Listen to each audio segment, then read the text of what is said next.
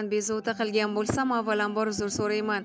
Onajon, ayni daqiqalarda tinglab borayotganingiz Tabriklar guldastasi loyihasi va men loyiha suxandoni Dilbarxon Shoirjonovna bilan jonli efirda suhbatlashmoqdasiz.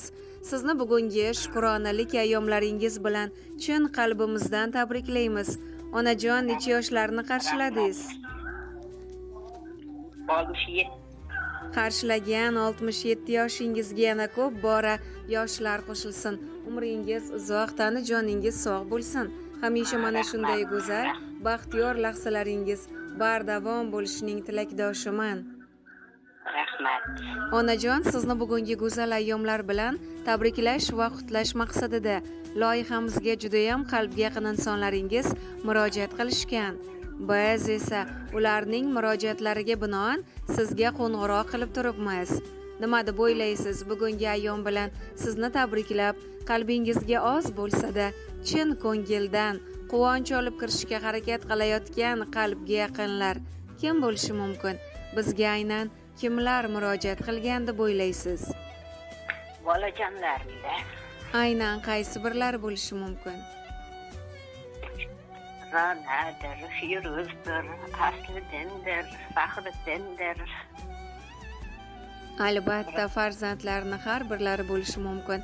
Sizni bugungi go'zal ayyomlar bilan sizni borligingiz uchun har nafasida shukronalar keltirguvchi, ham otalik, ham onalik qilgan mehribonim deya siz uchun jonini berishga tayyor bo'lgan mehribon qizlar Barnoxon, Ra'noxon, Firuzaxon, Nuriddin, Faxriddin, Asliddinjon, kelinlar, barcha yaqinlar, Hilolaxon, Dinora, Yulduzxonlar nomidan mehribon qizingiz Shahloxon opamiz tabriklamoqdalar.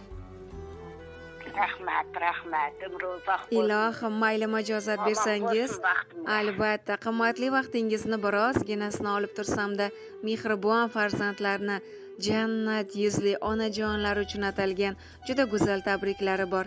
E'tiboringizga havola etsam maylimi? Mayli. Minnatdormiz, marhamat. Assalomu alaykum. Meni farishtam, munisam, mushtparam, dunyoda tanhogina bittagina onajonim. Bugun sizni tug'ilgan kuningiz bilan chin qalbimdan tabriklayman. Aslida sizni borligingiz har bir kuni men uchun bayram, onajon. Bugun sizni borligingiz uchun shukurlar aytib, dilimdagi eng go'zal tilaklarni siz uchun bildirmoqlikni niyat qildim. Bu dunyoda yaxshilar juda ham ko'p, lekin men